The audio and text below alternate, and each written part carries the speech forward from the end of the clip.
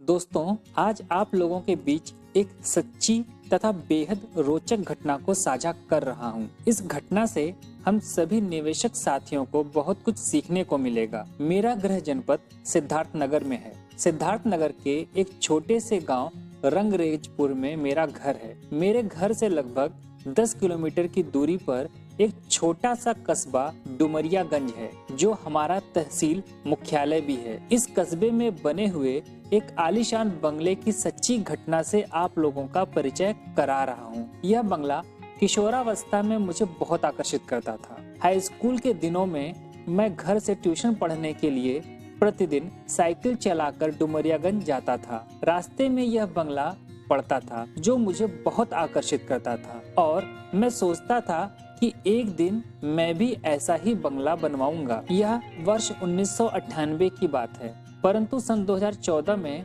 निवेश की पुस्तक रिच डैड पुअर डैड जब मैंने पढ़ा तो मकान के प्रति मेरा नजरिया बिल्कुल बदल गया। संयोग से बस मुझे अपने गाय के लिए भूसे की आवश्यकता थी। किसी ने मुझसे बताया कि आप डुमरियागंज चले जाएं, वहां पर आपको बहुत अच्छा भूसा मिल जाएगा। मैं भूसा खोजता हुआ डुमरियागंज पहुंचा तो पता चला कि भूसा उसी बंगले में रखा हुआ है। मैं बहुत हैरान हुआ। फिर मैं बंगले के भीतर गया। मेरी मुलाकात सीधे बंगले के मालिक से हुई। चर्चा परिचर्चा का लंबा दौर प्रारंभ हुआ। मैं भूसा खरीदना तो भूल ही गया। बंगले के मालिक की निजी जीवन से जुड़े हुए पहलुओं पर विस्तार से चर्चा करने लगा। वह भी मुझसे घुल मिलकर अपने जीवन के उतार चढ़ाव को खुलकर बताने लगे। उन्होंने बताया कि सन 1980 में मैंने इस मकान को बनवाया था। उस समय इस मकान को बनवाने में 5,56,000 ईंटें लगे थे। इस बंगले की विशालता का अंदाजा सहजता पूर्वक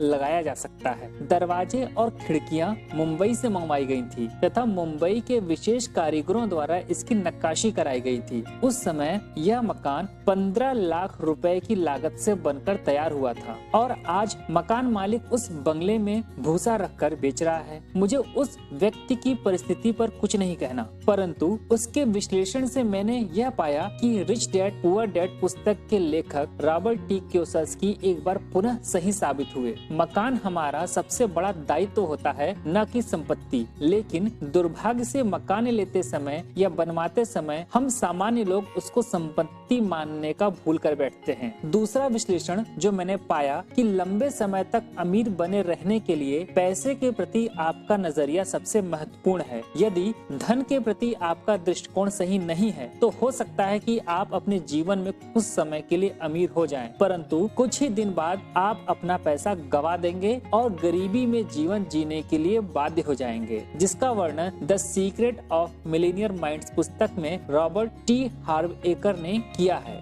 इसलिए अमीर बने रहने के लिए हमें सबसे पहले धन के प्रति अपने दृष्टिकोण को बदलना होगा। दोस्तों, ये घटना जो मैंने आपके साथ में शेयर की है, मेरे परम मित्र श्री अरविंद कुमार जो कि एक निवेशक भी है, उन्होंने मुझे भेजा था। तो मुझे लगा कि इस सच्ची घटना से आप लोगों को भी अवगत कराना चाहिए। तो दोस्तों, आप कमेंट में बताइएगा कि आपका इस बारे में क्या विचार है। क्या घर को आप संपत्ति मानते हैं या फिर दायित्व मानते हैं? तो दोस्तों, मिलते हैं नेक्स्ट वीडियो में। तब तक के लिए नमस्कार।